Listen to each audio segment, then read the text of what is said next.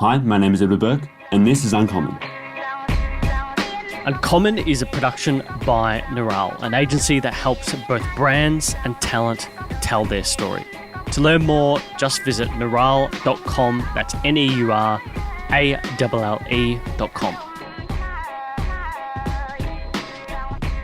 My guest this week is Ed Bourke, back again, former guest, fame fan of Donald Trump, executive director of Victoria Forward, and what was I saying before? The Victorian Left's number one fan. Oh yeah, no doubt.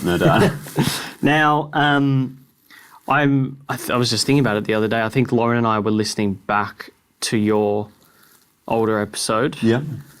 What's changed since we last caught up on Spring Street? I think basically everything. I mean, it's been a few years, a lot's changed. Yeah. I mean, people change, I think, in the natural course of time, but yeah. I think particularly, I like to think of myself perhaps as a fairly dynamic person. Yeah.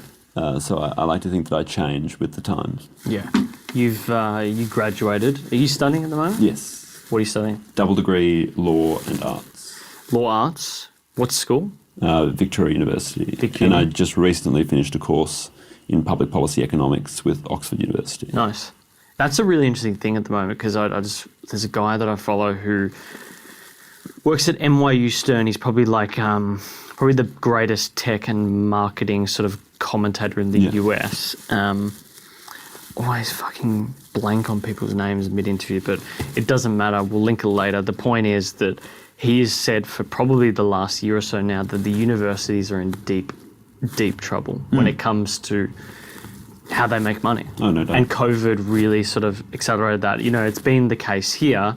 At least we can still go to university and be on campus and so forth. But in places like North America, the UK, they're in a lot of trouble. No doubt. Particularly because the cost over there is so high. Yeah. So it's going to be interesting to see what happens with organisations like Oxford and how they sort of develop and change over the next couple of years. Like, do these online courses become really the standard for how they offer education? And part of that may be that you have a tiered system where it's fully remote versus remote and on-site versus fully on-site. I think it's a good system because basically with the one I did, it's a several-month course. Yeah. And it is accredited by the university. You get credits for it. But it's you wouldn't do it otherwise. Exactly. Yeah. It's essentially you choosing a subject or a unit, which is usually part of one of their larger courses, to do an intensive on. Where, public policy economics is obviously something that's very pertinent to the work that I do, whereas a lot of the other subjects, perhaps in one of their courses, aren't quite as pertinent. So it allows sort of that intensive focus that I think is valuable for most people in the workplace. Yeah. So how many months again was the course? I can't quite remember. I want to say it was about 2 or 3 months. Okay. Yeah, so they are... So a regular unit of it. Yeah, okay. So it is like a regular unit. That's really interesting. Yeah, I think it's going to be intrigued to see what happens. My brother's in his final semester in Melbourne he was doing his Master's of Math, then he switched to computer science. Yeah. And he said it's just been a bit of not a shambles, but it's just, everything's up in the air. Yeah, it is, absolutely. And, when you're paying, not full fees, but if you're paying HECS, etc., you sort of start to question, like, what am I doing? And especially people who are perhaps in the humanities where those costs definitely the humanities. Those costs are going to increase. No. Costs are going to increase. The hireability is going to decrease. Like hard skills are everything at the moment. So, like I said, you just graduated. I think you and we spoke maybe a year or so ago. We actually had the same operation, didn't we? Yeah, we did. Yeah, very similar. Do you still have the bolts? Oh, they'll be there forever. They'll be there forever, yeah. It's one of those cool party tricks where you tell people about it and they're like, oh, really? And then you get to show them. Like, did you get both jaws or just the bottom? Yeah, both. A lot of my face is now titanium. Really? Yeah. So much so I have to carry a letter with me to airports in case anything's set off or x-rays, or I don't look like my passport photo, obviously. Really? So...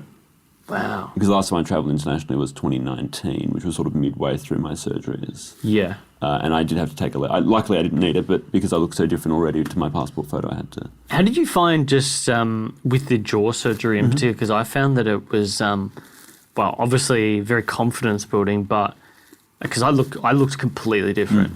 But the biggest thing for me was actually just you didn't realise how much it impacted your eating and general lifestyle. Like, I used to have really bad like muscular pain here. Yeah. Because it was like you were overstretching the jaw muscles in a way. And I think the orthodontic element was the most shocking for me, is you don't realise how uneven your teeth are until your jaw surgery's done and then they start trying to realign your teeth. Yeah. You don't realise how completely out of line they were. And I think that was the most surprising to me, is how... I thought my teeth weren't that bad as far... Maybe my jaw was, but my teeth themselves, but obviously they'd grown to line up with the jaw. So when that changes, you realise that they're in completely the wrong place. Did they ever mention to you as to why it often happens? Because I found it interesting in the last couple of years. I learnt about this guy and his father, who are both orthodontists in the UK. Yeah. And there's this area called Mewing. Yeah. Have you heard of Mewing at all? No, it's like this idea that you can change most major orthodontic issues by certain mouth-related activities, because what has happened in the last 60, 70 years is our diet has changed dramatically and our lifestyle has changed so much that it affects the arch of the upper jaw, which then affects everything. Yeah. So this idea of mewing is an area of orthodontics now that is well peer-reviewed, and this guy has found it. Yeah. It's really interesting. I have to say I didn't go too much into the effect of the original source of mine, but I think from what we learnt through the surgeries is that I have exceptionally strong bone growth in my lower jaw, more so than would be in any sort of regular person. I have a very strong lower jaw. Yeah. To the point that even after my first surgery, my jaw pushed back out. The bone regrowth was so rapid and so strong that it pushed the metal plate out, it pushed my jaw back out. So they had to go back and revise it. To then take more bone up because of how strong the growth was back. Wow. So I think it must have something to do with that sort of bone growth and the strength in the bone growth. Yeah. It's a fascinating surgery. Oh, totally fascinating. I just remember coming out of it and they've got you dosed up on drugs for the pain. Yes. And just you go look at yourself in the mirror and you're just immediate panic mode, what the fuck is going on here? Because I was really swollen. Yeah. I had really bad inflammation afterwards. And you just got to get back onto it. I mean, after my revision, my second jaw surgery, I was back to work within 24 hours. Really? Yeah. Wow. How did you go eating afterwards? How long did it take to get to solids? Yeah, so I tried my best to be as good as I could on not solid food. But I found... Yeah, I know what that means. Yeah, exactly. I did try my best. But I did pretty well. The first time around, perhaps I didn't work quite as hard to remain on soft foods, which perhaps maybe contributed to my jaw growing back, but who knows. But the second time I was much more committed to being off solid foods for probably longer than I had to be, because the last thing I wanted was a third jaw surgery, because they're not the most enjoyable. They're not enjoyable. They're not cheap either. No, they're not. And it's more the recovery than anything. It's just how long that takes. But I think from memory I lost something like 5 kilos or something. I lost 15% of my body weight after the first surgery. Jesus. Yeah, and I didn't have much to lose to begin with. Yeah, you didn't have much. But I lost 15% of my body weight after that surgery. Yeah, because you would have had already being a skinny guy, you would have had a high metabolism. Oh, yeah, true. And would just... Yeah, that's the craziest part. So you lose all this weight, but then, for me, because I had that inflammation, my face was just Yeah, that wasn't fun. So, probably the most recent thing that you've had going on. Yeah. Did I say leader of Victoria Forward or executive director? I think he's the executive director. Okay, good. Always want to be sure about that.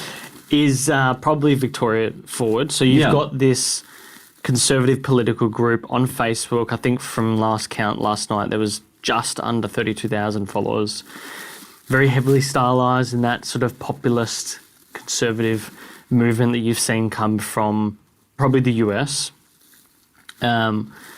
It's always fun to see commentary about it because people like to drum things up more than they are or they aren't. Oh, it's amazing. I mean, I go from being... See, the amazing thing about the left is there are only two schools of thought, really. Is that one, I'm a nobody, right? I'm just some teenager nobody. And then the other... And they're the same people that have the same views. The other extreme is that I'm some nefarious puppet of the world's billionaires. Oh, the Murdoch. Yeah, the Murdoch. And people talk about conservatives with their conspiracy theories.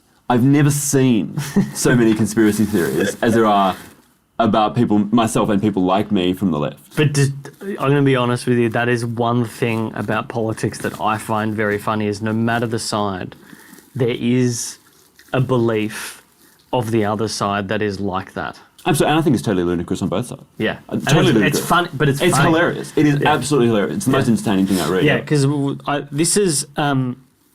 these are the two opposing quotes I had. A little boy playing dress up, but the opposing one was up-and-coming Antipodean Steve Bannon. Which is... It's really, really... with an affected Etonian sensibility, which is really, really funny.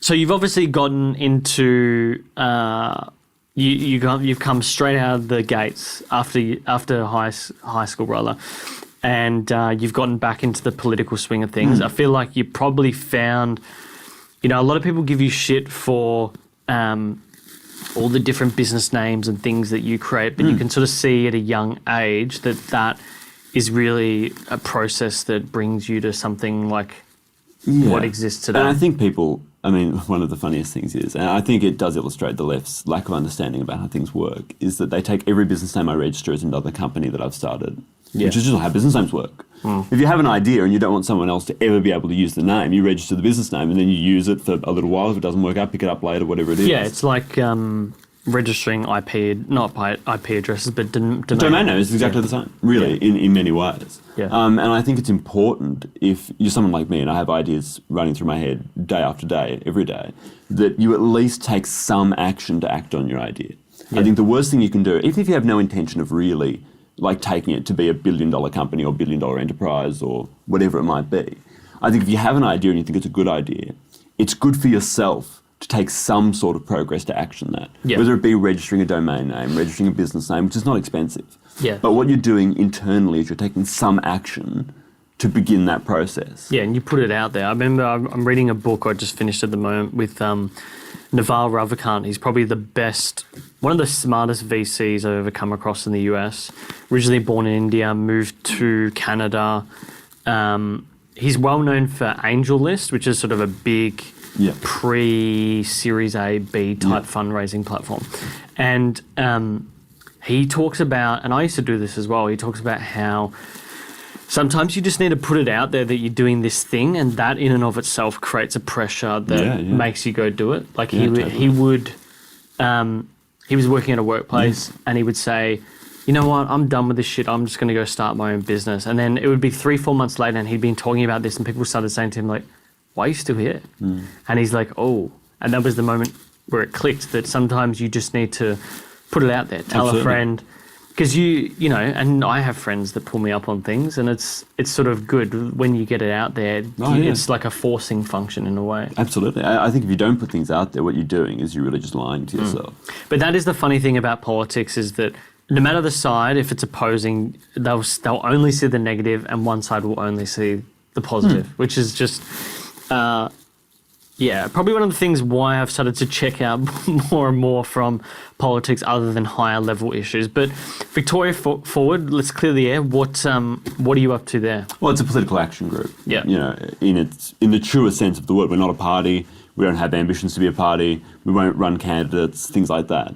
We're there to action political issues and to ensure more than anything that, there is Get Up on the left and there are things like that on the left. And I have no problem with Get Up existing. I mean, they clearly see themselves as a form of accountability for Liberal federal governments, Liberal state governments in whatever sense, and they hold them accountable and they campaign at elections. Yeah. That's democracy.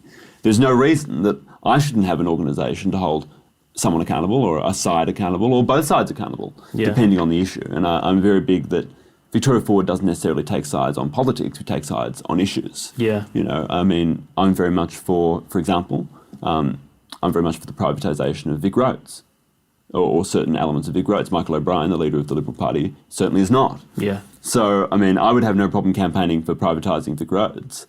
But he wouldn't. So it's not really a partisan issue. Yeah. This is an issue. This is a sort of new thing that's strategy-wise, a new thing that has started to exist. And it was funny reading this Gizmodo article, and they're putting you in this rarefied air of sort of the IPA and whatnot. I think you mentioned in a past interview, or there was a comment, that the style and structure of United States political action committees is very effective. Yeah. And I hope to prove that those strategies also translate well in Victoria. So let's talk about the get-ups of the world, the IPAs, organisations like yours. Yeah. What are they? Are they a form of political strategy for the parties, or the people concerned with backing the parties? Well, fundamentally, Victoria Forward is completely different to the IPA. Right. Fundamentally. The IPA would label themselves, I think do label themselves, as a think tank. Okay. So they're very focused on... Like a Grattan Institute or something. Yeah, and they're very focused on policy formation and, filing out these reports, which are extremely interesting to read, sure, but they're very focused on that policy aspect. Yeah. I wouldn't call them a political campaigner. Okay. In any real sense of the word. They're more of an intellectual body, I would say, than a campaign-focused body. Whereas Get Up is completely different. Get Up is very much a campaign-focused body. Okay. In that same way, Victoria Forward, we're not focused on... We have policies on our website, of course, so people can get an idea of what our values and vision is, but we're not focused on churning out reports on different policies or analytical statements about this or that, because there are great organisations like the Menzies Research Centre and the IPA that do that. We're focused on the campaigning element. Okay. Because I think that's where there has been a vacuum in recent times, especially in Victoria, around, I suppose you could call it conservative politics, small government politics, whatever you want to call it. There's been a real campaign vacuum there. Why do you think there was a vacuum? Well, that's a very good question. I mean, I think there is unquestionably one. We would look at the 2018 election result, that you couldn't call that anything but a failure in campaign and messaging. Yeah. Here in Victoria. Yeah, with the Liberals, it was a wipeout. Yeah. And I'm not one of those people that sits there and goes, oh, well, it was this, oh, well, it was that, oh, well, we ran a bad campaign, that's the reason. If you run a bad campaign, you lose. Yeah. Don't cry about it, that's what happens. Yeah. It was a pretty shit campaign. Yeah, and the only way to fix that is run a better campaign. Yeah. And that's what Victoria Forward is focused on, is running better campaigns and good campaigns with good messaging and clear messaging, which I think has been lacking overall. And again, I mean, it's good to have an avenue where we receive absolutely no funding from the Liberal Party. We receive absolutely no structural or organisational support from the Liberal Party. So I have complete and utter independence and control over that. And that's something that's very important to me as well. As much as people like to paint me as some sort of nefarious puppet, that's just not the case. That's the funny thing with that article. Okay, so I'm starting to understand this better. You've got the politicians, let's say, representing the individuals, and then when it comes to each side of politics, you have think tanks that will push certain policy agendas and will actually start to formulate it to those individuals, and then you have organisations like yours and Get Up, which are more about campaign strategy and messaging more than anything. I think in energising the voting public about issues, making sure they're informed about the issues. So I would say the IPA and other organisations of that ilk, that intellectual policy ilk, would be far more focused on pushing things in what you could call the back room. Yes. So even if it is public, like committees and committee hearings and private meetings with ministers, shadow ministers, things like that, that's where I think they would be pushing those policies. Yeah. Whereas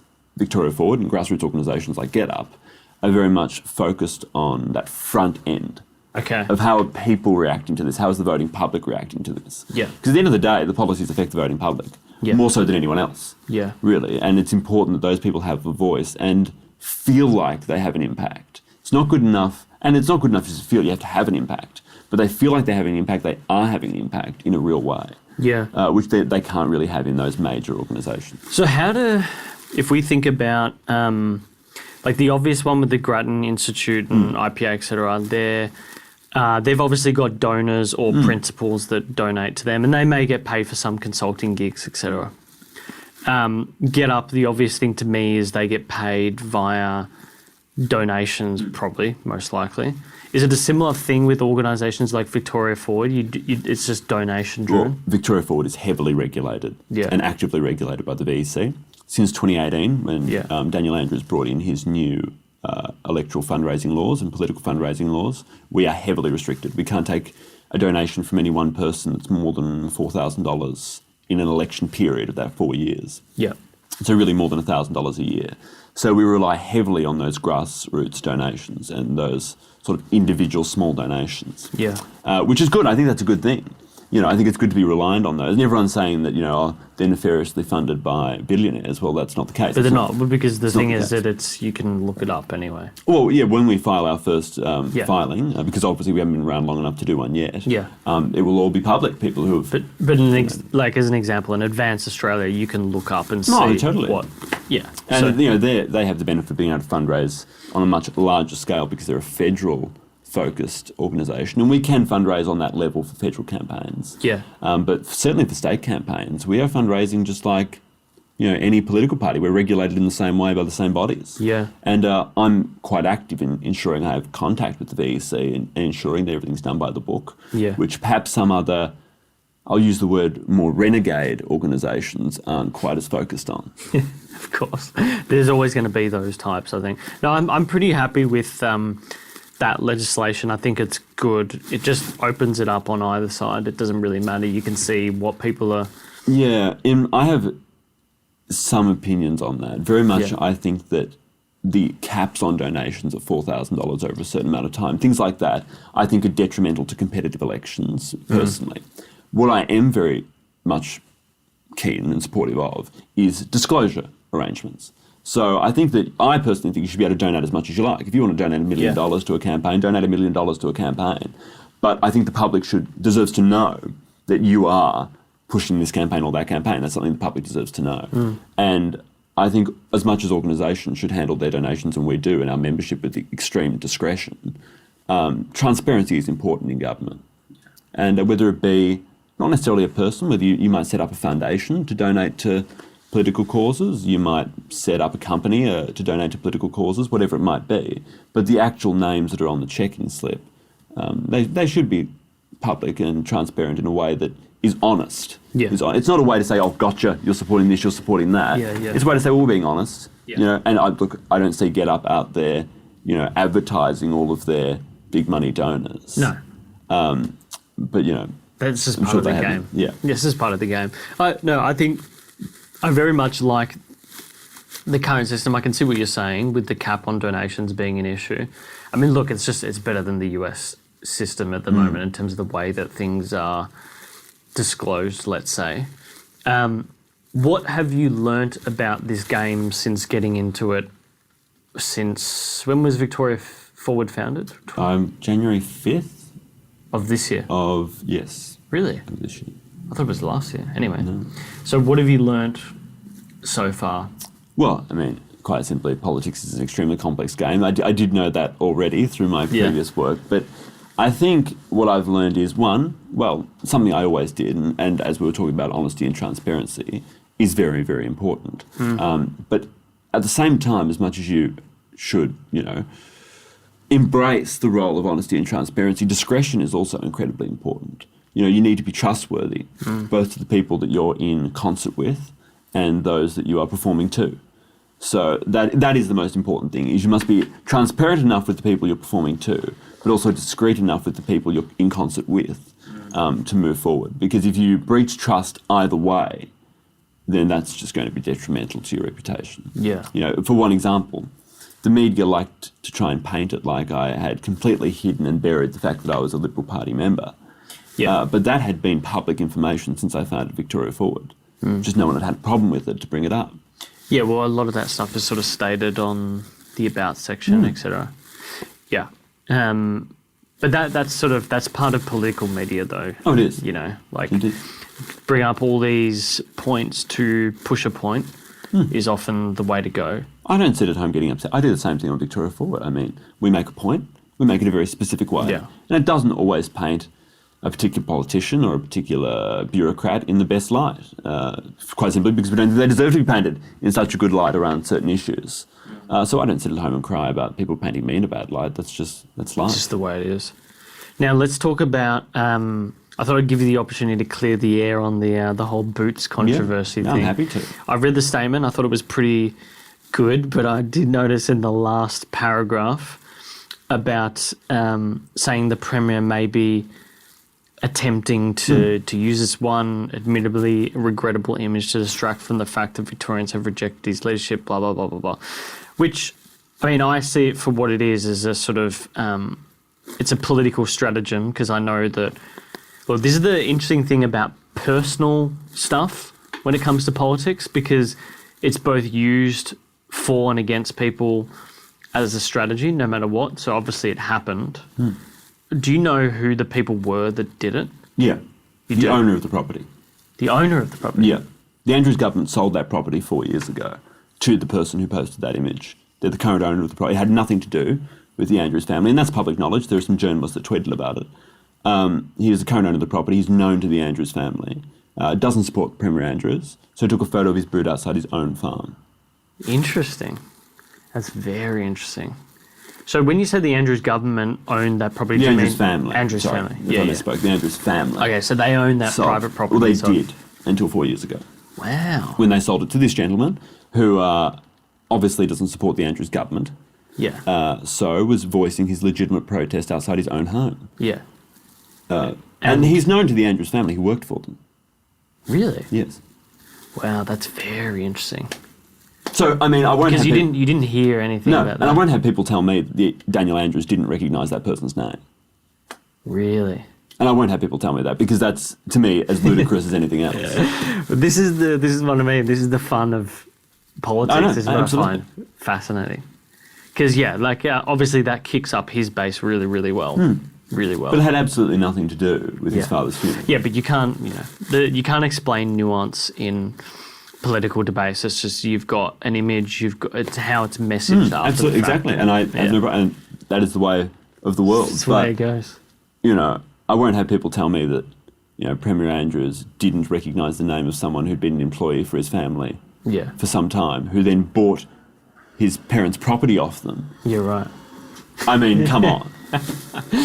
Like I said, it's that's a pretty good strategy by him. You got to give it. Well, it's classic Daniel Andrews. Yeah. And I think it, in some ways, I hate to say it, but I think it justifies that final paragraph of my initial statement. Yeah, but to his base, they don't understand that. No. This is why he is such a, for all the policy agreements I may have with him, he's a fucking good politician. Oh, absolutely. He's really good at messaging. I think beyond that, he pays very good advisors. Yes. Yeah, that'd be interesting. I don't know anything about his team or his advisors or anything like that, but that was probably the biggest thing that came from the last election, is how poor the messaging was from the Liberal side, and that sort of explains why you've gotten into this so keenly. Because I just remember thinking that is the strategy from the Liberals was really, really poor. It was, and I think that does come down to a reliance on staffers rather than outside consultants. Okay. So there are people who are campaign specialists and work on campaigns, all over the world for a reason, because they're good at it. I don't think it's feasible to rely solely on staffers in a campaign. And why would they, do you think, rely solely on staffers? Is it just easier for them personally, or is it a funding issue, or is it something else? I think it's partly an issue of not wanting to appear the same as Daniel Andrews hiring all of these outside staffers and consultants, because it would come out in the media. You better believe The Age would be the first one reporting that the Liberal Party of Victoria had spent $600,000 on X company to run their campaign. Yeah. But it's been used to great effect by the Federal Liberal Party. I mean, we know that Sir Linton Crosby, the very, very famous political consultant who has led successful campaigns in the UK and for John Howard here in Australia, very, very famous. It was effective for them. And I think it's important, as much as there are some excellent staffers out there, you can't rely solely on that. You need to make sure your messaging is coming from an outside source that doesn't necessarily have any ambitions within the party or to please anyone in the party. Well, it's just a very different type of person. Yes. Staffers may be, obviously they're not in the public service, but these are people that are committed to whatever political cause that they're working with. But they are 9 to 5 employees. They are incentivized by a salary. That bandwidth is going to be very different from, it's like being in agency land, from an agency that is incentivized by money, let's say, to come up with the best message for whatever the thing may be. And it's a very different type of relationship. Yeah. The relationship between a staffer and whomever is employing them. Yeah. And the relationship between a consultant and a client are two very, very different relationships. Yeah, because a staffer is going to have it harder pushing back, whereas a consultant can just tell the person to get stuff, basically. Well, you have to tell it how it is. Yeah. This is what a campaign is going to be like, and this is how it's going to run. Yeah. And I spend all day, every day, making sure that I'm aware of the opinions of everyone you could imagine in the state. Yeah. Basically, and how people's opinions are shifting, and where they're shifting, and how much they're shifting, and who they're shifting towards. And you have to be aware of all of these microcosms of the democratic process in order to make sure that we have the healthiest democratic process that we can have. Yeah. Ignorance breeds, deception in many ways. If you just ignore everything, it allows for people to come in and corrupt the system. So being aware of the system in its entirety and all of its nuances and microcosms is one of the most important things we have in democracy. Yeah, and it's what, in a way, that they're paying you for as well. So if you think about globally in the last 4 years, who are the real political consultants that you respect and admire, or at least start to learn some principles from? Well, that's a very good question. And I think there are a lot of political consultants out there that all do it very, very differently. Obviously, Sir Linton Crosby is sort of an icon of the industry in that way. And Linton Crosby. Linton Crosby, yeah. Crosby Texter Group is his group. Okay. And there's someone whose surname is very annoyingly escaped me just now, Dominic.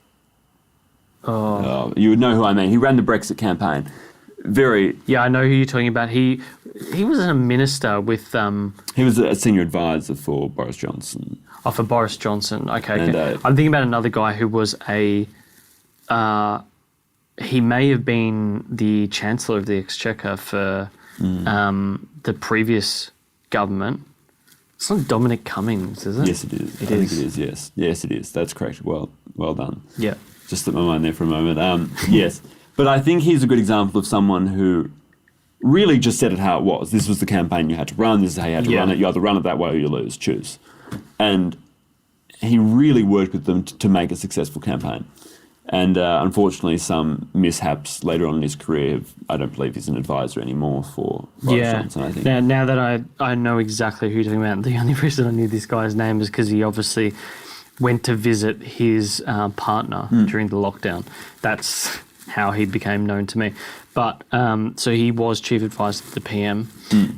Pretty young guy, 49 years. Extremely talented. Yeah. Political strategist, extremely talented. Did you ever, after Trump's win, watch many of Bannon's interviews? I found it really interesting. No, I didn't. I'm not a particular fan. You don't like him? Not particularly. How come? I don't find him to be the most palatable person in the world, to be He's honest. an unusual character. I think he's a very extreme person. Yeah. And not particularly in the right ways. Okay. Because, it's funny, because so many articles would like to paint you in that light, but you say that. That's very interesting. People like to think that I'm a fan of Steve Bannon and people like that, because that's how they imagine me to be this extreme figure. Look, I found Bannon's interviews really interesting. I think he hit on a lot of good points that I didn't fully understand until after the election and when he was out of Trump's team. The problem with Bannon is the last 2 years he's gone down a real deep rabbit hole, you could say. Oh, yeah. He's hanging out with that guy who, the former billionaire, Chinese billionaire, just doing weird shit. Like he got done for fraud or something recently. Doesn't surprise me. So, yeah, but to me it was a bit of a surprise because he just didn't seem like the guy that would do that thing. But Steve Bannon has one very, very particular skill. He knows how to make people angry. That is his one very particular skill. And he knows how to make people angry en masse about issues. And of course, anger is one of the best political motivators there is. And that is his one particular skill, is how to make people very, very angry. And then obviously people in 2016 were very, very angry. They were very, very fired up about these issues and where the country was going and who Hillary Clinton was and what her vision was. And this, Washington swamp and their country had been taken away from them. People were angry. And that motivated them en masse to vote for people. I mean, a lot of them didn't like everything about Donald Trump, but they were so angry and motivated that he was much better than their alternative. yeah, And I think many of those voters, had they not have been so riled up by Bannon, would have been voters that would have stayed home in most elections. yeah. But they were incentivised in this extreme way, which was extremely impressive. And Steve Bannon certainly has that skill. But yeah, as a person, I don't think he's terribly powerful. Well, it sort of sounds like at least when it comes to that strategy, you probably see it as something that doesn't go the long game. No, it doesn't. Like, I think it definitely works. It's just a matter of, like, I think, it doesn't work over a 10, 20 year I think period. we've just proven that it doesn't, Yeah, haven't we? yeah, It worked in 2016. It didn't follow through to 2020. yeah. But that could also be because he had different people advising him on campaign strategy. I think it was a mixture of things.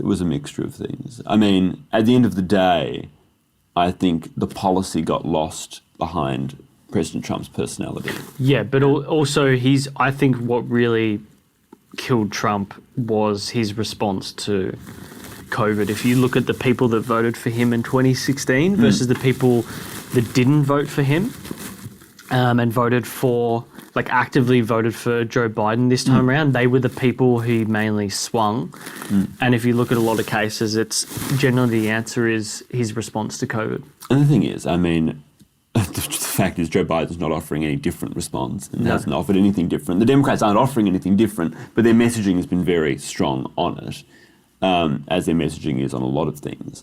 And I think perhaps if the Republican Party had pushed harder on the fact that Fauci said several times that everything he presented to Donald Trump did. And Fauci presents himself as this, godly bipartisan character, then surely his words should mean a lot to people, to swing voters.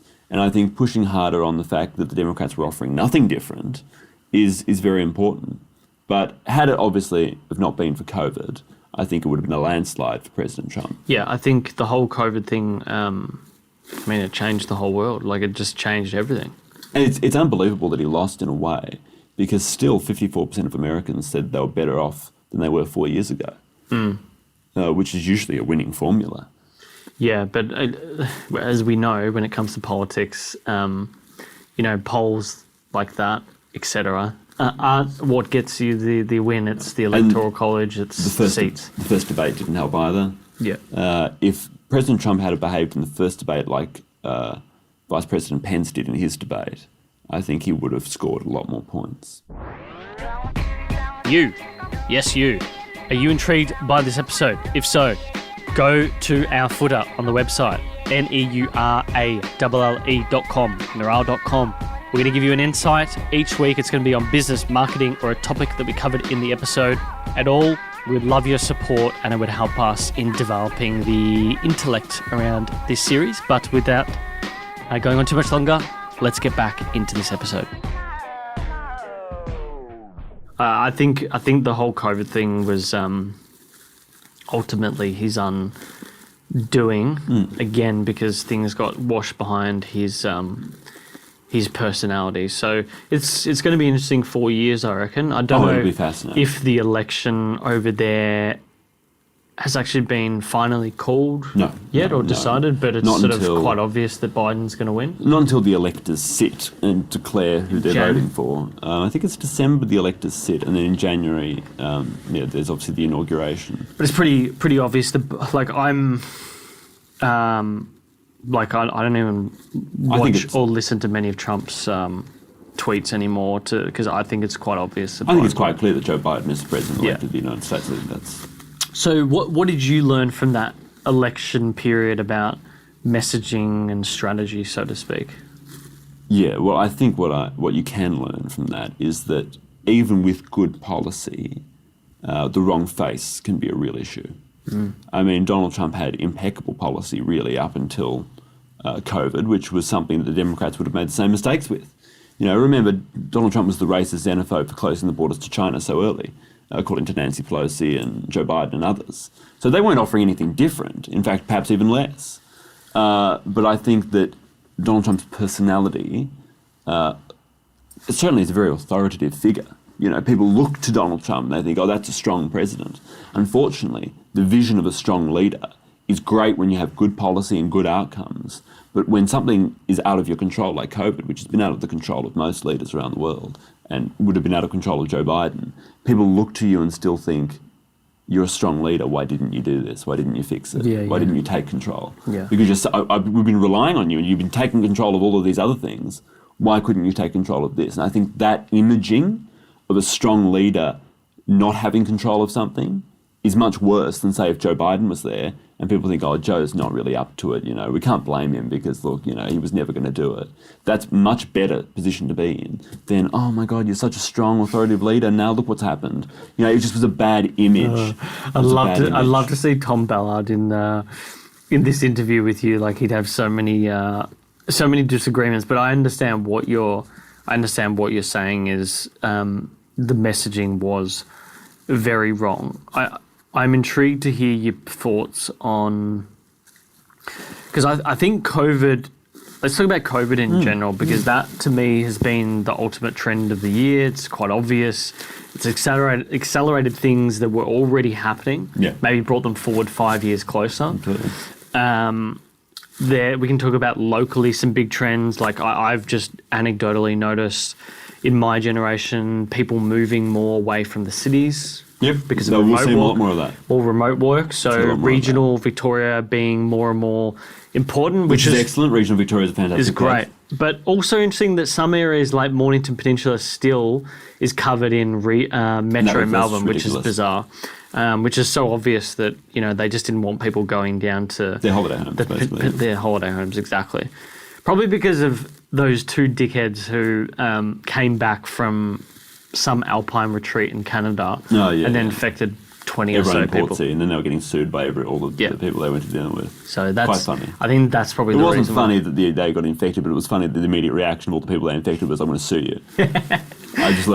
It was pretty funny. Very funny. Typical of that sort of. So that's happened. Remote work has probably been the big underlying component of that. People evaluating what they're doing. I know I have personally. The other big thing I think will start to come out in the next couple of years is more this idea of localization as opposed to globalization. It was already happening in some ways, but I think with COVID and the impact on supply chains, the big word in our supply chain clientele at the moment when they do their marketing is resilience, which is really just moving away from China more locally. Very much so. I think geopolitically, I was saying to you as we're coming up in the left, Japan has just signed up to the Five Eyes program. China has been like a little upset child through this whole period. And people's views, at least locally, people who I would never have suspected are very much off China. How do you see the policy impacts of the US in our region? Because I look at this whole thing as like Australia has changed in a way that we've realised we shouldn't be as reliant on the US as maybe we have in the past. My biggest concern with the Biden administration is that he will stand up less to China, basically, is the essence of that. I think that Joe Biden won't be strong against the Chinese government, and I've been quoted in American newspapers saying the only way to deal with China is to stand up to them. You have to be absolutely immovable in your position. Otherwise, they'll walk all over you. That's what they're used to doing. Is in some cases, literally running people over and walking all over them. Yeah, well, the slice the salami strategy is literally their strategy. You read some of their geopolitical war books, and it's literally. And that's my biggest concern is that I don't think that the Biden administration will be as equipped to deal with China in that really strong confrontational way, which is what you need. Because China doesn't want a war. No, they can't afford it. They can't afford a war. Well, the China, really, the CCP cannot afford a war. No. They will lose, ultimately, control. The population won't deal with it. I'm reading a really interesting book at the moment called, I think it's called The State by Richard McGregor. The Party. And it's about the CCP. It's so fascinating. I think the scary thing for the CCP is that they want expansionism, right? It's not that they want, they need it. But they also realise that they are struggling to cope with rebellious aspects of their population currently. Yes. And the more they expand and the wider they lay their net and the thinner the net gets, the more chance there is for them to lose control in their central areas. And that's terrifying for the Chinese. Yeah. Because control is everything to them. That's the only reason they're still there. So what people have Which to is realise, pretty remarkable, by the way. Oh, absolutely. And they don't want a war. Because if they send their military abroad to fight a war against the West, effectively, then suddenly, at home, it's not so great. Yeah. And they don't want that. But what you need to be very clear with China is don't do that because, one, it's not going to work for you. But also, we're not movable in our position. This is the position. We're not movable. You deal with it or you don't deal with it. Yeah. And that is probably the most interesting component of this development of this idea of the Indo-Pacific. You know, you got the Quad, like I said, Five Eyes plus Japan. Yes. I feel like we're coming to a point where, look, I don't know, no one can predict the future, but I totally understand what you're saying. I read this article recently that you can actively measure the disdain for the CCP by GDP percentage points. So if their GDP ever goes below 6%, if unemployment goes to a certain level, they're in very, very big trouble, locally. The fact that people still believe that they're growing at 7.1% every year, year on year. I mean, it's ridiculous. Yeah, even after inflation, it's probably near flat. Yeah, there's so many things. The CCP is really fascinating because everything is about the party. Internal security, the army, and propaganda. That's the three main areas they have to control. Like, this book is just, I really recommend that people use it if they're interested in China. Like, you learn about little things like, it's called the Red Machine. There's one thing called the Red Machine. Top 50 executives, all the vice premiers for their departments, they all have this red phone in their office. And it's the only encrypted phone between the party leadership, which is not the Politburo, which is the larger governing body, but you're talking about the 9 people that are in charge, plus, all these top executives. And it's both what do they call it? It's both a blessing and a curse having that phone in your office. Because you can get a party leader call you up and say, hey, can you give my kid a job? And if you don't do it, then... Yeah, exactly. And, I mean, China is a very, very scary place for people in there. And people think, oh, we're totally reliant on China. And we are. Well, I had this conversation on Sunday at a dinner, so you give me your thoughts on it first. Well, why do you think we're not totally reliant on China? It's not that I don't think we're not totally reliant on China. I think we are heavily reliant on China at the moment. What I take issue with is that they're not reliant on us. Yeah. That's what people always seem to have this thing, oh, we're totally reliant on China, but they can walk away from us at any stage. They can't. Yeah. You know, they're not a resource-wealthy nation. Yeah. And if they don't continue to grow, then it's the only reason the CCP have remained where they are is because of this constant economic promise they're giving people. Yeah. You know, look, we've got jobs, there are factories, this and this and this. This growing middle class in China is what is keeping the CCP there, because they can say, look, we're creating wealth. If suddenly they don't have access to the minerals and resources we're offering them, there is no economic growth in China. Yeah. Well, that was very interesting in that book, what they covered during the GFC. They, at bargain basement prices when they had the money, they bought, or a lot of their state-owned properties bought assets in Australia and Brazil. And so that's probably the greatest issue we have now is that we're used to our system where you can't just take those assets. So how do you make them more reliable?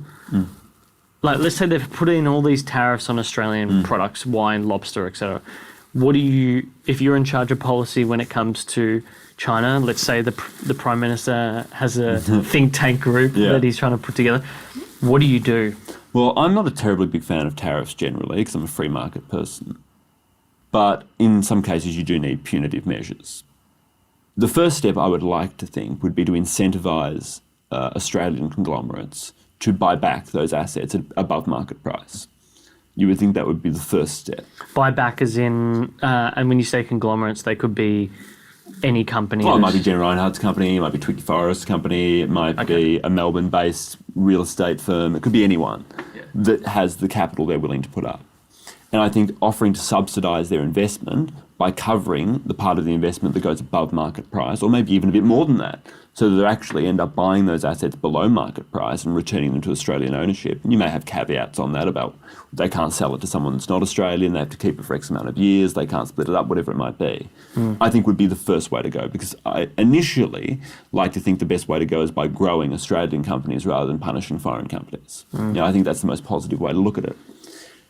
If that failed, if it did, and then you could start looking at punitive measures for Chinese companies. So you could look at any Chinese company that is part-owned by the Chinese government or has a significant connection to the Chinese government.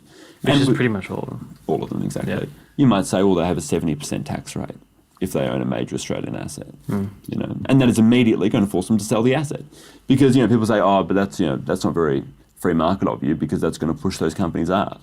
But in this scenario, that's exactly what we're trying to do, is push the companies away. Do you see any potential reactions to Australia? Like, that's the one thing I think about is Australian companies in China and the potential impacts on those companies. Like, there's obviously going to be collateral damage. I just don't know to what extent we have or Australian private companies have assets in China. I think the bigger question, the more pertinent question, is to what extent do we have a choice? Right. At this point in global geopolitics, I don't think there is much choice between stand up to China or let them do whatever they want. Yeah. You know, there is only one option, which is to stand up to the Chinese government. Yeah. If the Chinese Communist Party say, we're going to tariff all Australian goods, right, that's all good and well. And we sitting here, we think, oh my God, that's going to destroy our businesses, and that's a real concern. More so is raising consumer prices in China. Yeah. And the Chinese middle class is growing, and they're becoming more and more financially aware of their consumer prices, their consumer costs, and their cost of living in China. The Chinese government has retained a huge amount of their middle class population because the cost to live in China remained relatively low compared to other countries, because they can buy in massive volumes, costs are lower, they then pass it on to the consumer. The more consumer costs start to rise in China, the less livable it becomes. The more people start to seek to move abroad, the less of a taxable middle-class population they have, the less of those businesses are growing, and it becomes very, very precarious for the Chinese government. Yeah. You know, if we were here suddenly, imagine you're sitting here and we're all in Melbourne and everything, that's great, and you go to buy some lamb, because it's just recently, today I think they announced that they're going to start going after the Australian lamb industry. Really? Yeah, the $780 million lamb industry. Wow. Let's say you went to buy a lamb chop tomorrow, and that one lamb chop was $25. You wouldn't be buying that lamb chop. And then imagine you go to get a bottle of wine, and that one bottle of wine is $450. Yeah. And it's just a normal bottle of wine. And you can't buy that wine. You're suddenly not consuming what you would usually be consuming. So the Chinese government and all of the companies in China that import these things, suddenly no one's consuming them. And suddenly there's no product coming in to be consumed.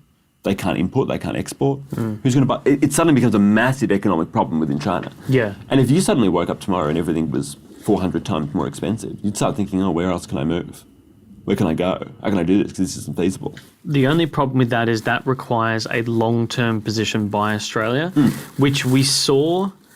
My frustration here locally was, great example, Kerry Stokes comes out and says, like, why are we doing this? We should be, getting along with the party, et cetera, et cetera. And my concern is it's people like that have an obvious bias, monetary bias, who push or pressure the government to not be able to make long-term hard decisions. No, that is an absolute issue, is the government not making long-term hard decisions. And as I've said and been quoted before saying, you must stand up to China and that must be consistent. As I was saying before, you can't waver on your point. You have to say, this is our position, it doesn't change. This is Australia's position. I think it's fantastic to have China as a trading partner. That's not an issue. Yeah. But it's about free trade and fair trade. We need to get what we get and they get what they get, and it has to come to some kind of balance. Yeah. And unless you say to the Chinese government have never heard no before, ever. Yes. We want this, okay, we want this, okay, we want this, okay, we want this, okay, fine. But you need to start saying, we want this, no, we'll give you this. Yeah. You start, instead of saying to China, you can take this, you say, we will give you this for X. We're not having that. I mean, my issue with the Chinese government as well, in their relationship with Australia, is about infrastructure. I think a lot of people are concerned. John Holland, which has a beautiful building over there in Melbourne, they've done a great job doing that building out, owned by the Chinese government. Well, even more specifically, really, the Chinese Communist Party, majority stake. So when we're putting them in charge of building our infrastructure, what message is that sending to China? The message that's sending is, we're going to do this for you. Here, take this. Take our infrastructure. Do this to our infrastructure. We're prioritising you. It sends a message to China that they are our priority in trading. Yeah. What we need to show China is, much like them, our priority is our own nation. There is one thing that the Chinese are, and that's intensely nationalistic. Right? So it's very hard for them to argue with nationalism from other countries. And we need to say to them, listen, China, your priority is China. That's great. You're the Chinese government. That should be your priority. You shouldn't give a shit about Australia. You're the Chinese government. What's the point? But we're the Australian government, so we don't give a shit about you. Yeah. I can't see. Well, look, the tide is turning in terms of like mentally where people are at with that.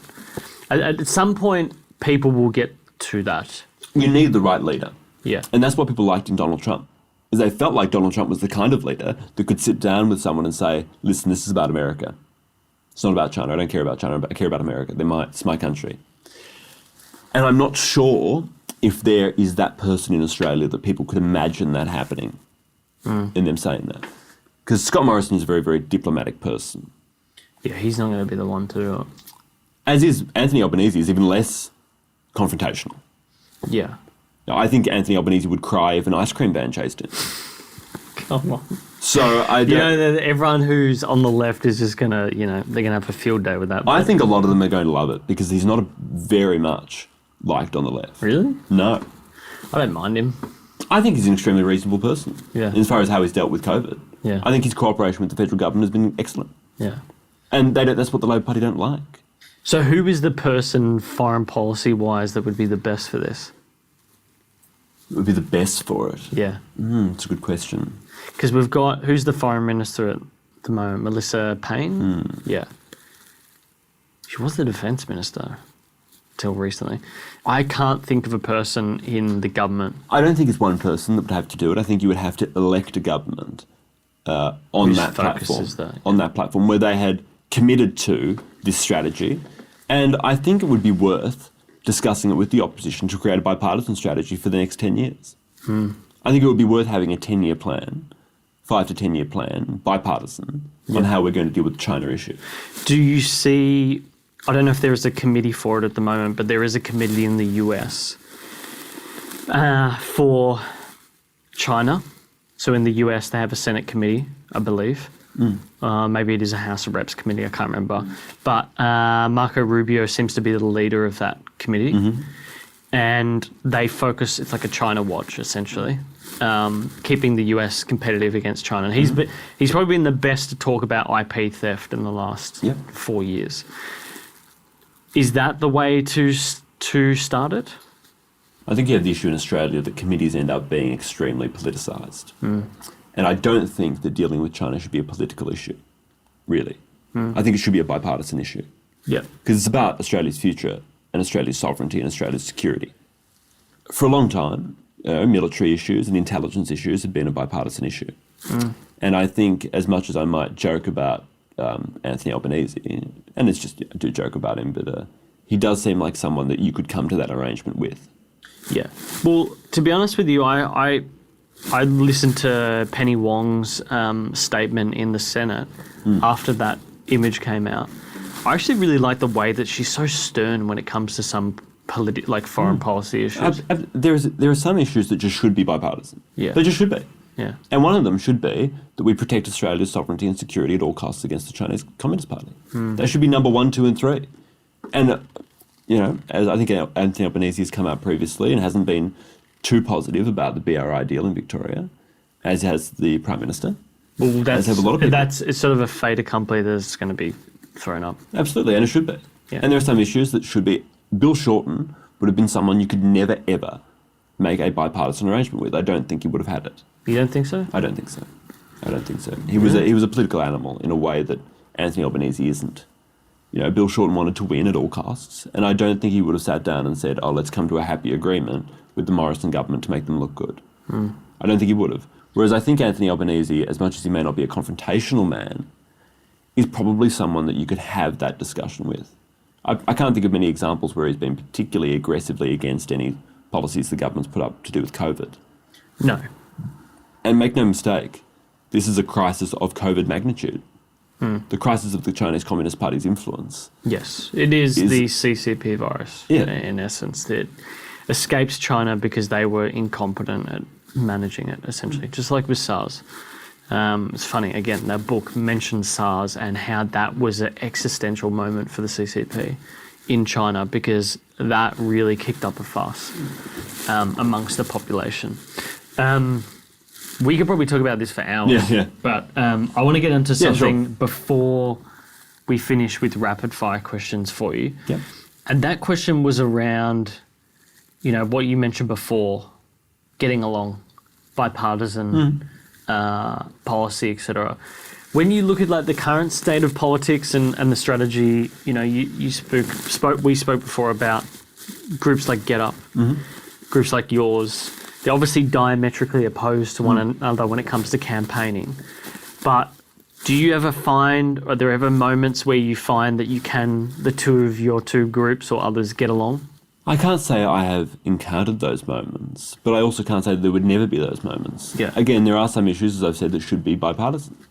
If the head of Get Up called me tomorrow and said we're doing an anti-BRI campaign because we think the Chinese government has persecuted minorities, which they have, allegedly, but they have, you know, the Uyghur people, the Muslim minority and other minorities, and we want to do a campaign against Chinese human rights violations and how they impact Australian policy. I would say, well, that's fantastic. Yeah. I'll come on there and I'll talk about human rights violations in the Chinese Communists, but there are some issues that should be bipartisan and are bipartisan in many ways. I can't say that I'll ever get that phone call because I don't think I will. Are there many other topics that you think are bipartisan? I'm sure there are, but I can't think of any. Are there any that you think should be bipartisan? If I look at the policy areas that were stated on the Victoria Forward area, I think people are pretty universally bipartisan on Country Victoria. Yeah, I was just about to say, Rich, I was just about to say that. I think the one thing that you mentioned is like regional transport is a real issue. Yeah.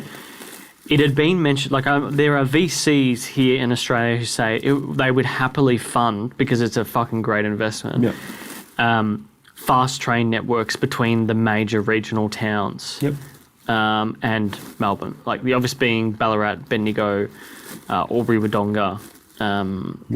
What is there in Gippsland? Probably look at like Sale. Yep. And in the west, where would you look there? Who knows? The point is that it would be amazing if you can live in Ballarat or Bendigo, where there are big companies there. We have friends who went and worked for Mars in Ballarat. And you can get a fast train into the city and be in there 45, 60 minutes. It should be like that, you know, will be the thing, I believe, that will push Victoria past Sydney quicker than the 2025 current forecast. Totally. More so than anything, because if you look at our geography, it is so flat in Victoria in the main areas of growth in comparison to Sydney, which is completely surrounded by a harbour and blue mountains. You could just keep going and going and going around the national parks and keep expanding little isolated areas like Ballarat, Bendigo, etc. I agree. I think that's an issue that should be, but unfortunately, the current government has previously, and I don't see any massive change other than for political gain. The problem is it is all politics. They've been very city-centric. Yes. Doesn't win votes. No. But I do think that it's something that should be done, and there's absolutely no excuse for it not being done. Yeah. And even if it doesn't, not every policy position you take has to win your votes. Not every single one. You need some key policy positions that win you votes, but at the end of the day, you should have gone into government to govern and govern well. Yeah. And produce good outcomes for the state. Yeah. And at the moment, Country Victoria has been disgracefully ignored. Yes. And I don't think there's ever too much investment in Country Victoria. Yeah, well, again, it just comes back to votes, I think, unfortunately. They, whether it's been Liberal or Labor, they have not viewed country or regional Victoria as an area to focus on because of votes. And the problem is, even if it was a bipartisan issue, and even the China issue, if it was a bipartisan issue, inevitably you're going to have both parties having a different way they think of dealing with it. Yeah, of course. Even if you both agree on the issue, how do you deal with that issue? The other one I was going to mention was the infrastructure. But again, we'll come back to the point that you made, is how you do that is completely different. Like, a rail link is probably what more rail is probably what the left wants. More road is probably what the right wants. I think you should have both. More of both. I think we should build Metro 2. I think we should just do it all. Yeah, and build the roads. Like that is one thing that the CCP has done well, is infrastructure spending during all this creates jobs and it compounds in value in years to come. Whereas fiscal spending, just giving people money, has a great short-term effect, but not a long-term effect. Well, certainly. I can't say that I'm not concerned about the massive amounts of debt we've taken on paying JobKeeper. But I think that when you balance infrastructure spending with how much debt you have to take, and you make responsible private-public joint ventures an option and purely private ventures an option, I think everyone agrees that infrastructure is great. Yeah. But not everyone. I mean, I personally believe that the city of Melbourne and regional, we've already spoken about regional Victoria, but to talk about the city for a second, could rival Singapore in its oasis if the right infrastructure was made and our gardens were expanded and certain major attractions were put in and, some beautiful pieces of architecture and infrastructure. It could be an amazing city. But we need to make those long-term plans and make those long-term investments. And unfortunately, that requires an awful lot of vision. And I don't think that Daniel Andrews has much vision past the year 2022. I guess we'll see when it comes up to the, to the election. By the way, when does the election cycle technically start? Is it 6 months prior to the election here in Victoria, or is it 3? Well, legally, for fundraising purposes, it begins as soon as the last election ends. Yeah, of course. So the cycle is whenever you want it to be, really. But when we talk about running and the media... I would say a year. I would say you want that. The year of 2022 will be, especially for this election, is when it should really, really ramp up. Well, you got 2 years. 2 years to work out your strategy, I guess. Well, really 1 year. Well, yeah, 1 year. All right, let's jump into some rapid fire questions. Go ahead. What's your morning and evening routine looking like at the moment? I get up and I work. Yeah. And I work. And I have lunch. And I work. And I work. And then I go to bed and I do the same thing. And I have dinner, obviously, somewhere in there. But I like to dine out because it makes me stop working. Yeah. If I'm working at home, if I'm eating at home rather for dinner or even for lunch, I'm still working. Whereas I find if I go out to a restaurant to eat, it forces me to put everything away and stop. And stop eating. completely, yeah. Yeah, we have this every Wednesday. We make sure we go see a movie or go out for dinner or something like that. It sort of stops me from even just being on my phone. What's been your go-to item in the fridge during the lockdown period? That is an excellent question. Go-to item in the fridge. I like goat's cheese, Meredith goat's cheese. Meredith? Nice. The in jars. the jar? Yeah. And it's so Moorish, you can finish a jar and not even know. Yeah. I have a mild... If I have too much lactose, I'll be feeling it. Yeah. But it's so good. If you do that, like that goat's cheese on some toasted bread is fucking amazing. Absolutely amazing. So yeah, that would definitely be it. If you were to consider a podcast, a doco, a movie, a TV show during this whole lockdown period, what has been your go-to or what has surprised you the most at all? That's interesting. Well, there are some political... I always listen to the Ben Shapiro show every day. I never miss the Ben Shapiro show because I like his common sense conservatism that is not really extreme in any way. It's just very, very logical and just considered and rational and conservative. I think that's very, very good. But people are probably surprised that often when I watch television, as much as I keep up with the news and watch Peter Credlin and Feddas, people like that, I try and watch things that take my mind off politics when I'm able to watch television. So I love watching the show, even reruns of Fake or Fortune. I don't know if you've seen that show, no, the BBC show, where someone comes forward with their painting and they work out whether it's a genuine work by a said artist or a fake. Okay. Podcasts, I like creepy podcasts like Let's Not Meet and Creepy Caffeine and things like that. I like those sort of podcasts. Just something that takes my mind completely away from politics in a completely different direction, because sometimes you do have to give your brain a bit of a break. Yeah, you got to give your brain a break. I agree with that. I think the big thing I've taken on this year, you probably saw when we were out on the balcony earlier, was the bonsai stuff. I went deep from probably December of last year. I've been saying for years that I wanted one. I've been saying that for a long time. Yeah, and you just make excuses. And then my mother bought me one for Christmas, and I was like, wow, now I have to get serious about this because I cannot let this thing die. Yeah. And then it went from one tree to I think I'm at about 8 or so now. Wow. And it's great because it just, like you said, it takes your mind off. I can't use my phone. I can't be too focused on screens. You just, you let all the shit come out of your head basically. And I don't know, it's just it's a nice thing. Absolutely. I think. Ed, it's good to see you, mate. Oh, it's good to see you too. Thank you for having me on. I think that's a nice hour and 10 minutes. Yeah, fantastic. I feel like we could talk about a lot of things. I don't think I was too controversial. No, definitely not. I think people would be surprised how non-controversial a person I actually am. Yes. I think people imagine me to be this absolute conservative zealot that has all of these extreme opinions. My opinions aren't really that terribly extreme. This is what you said in your prior interview, and also with Tom Ballard. He said the same thing.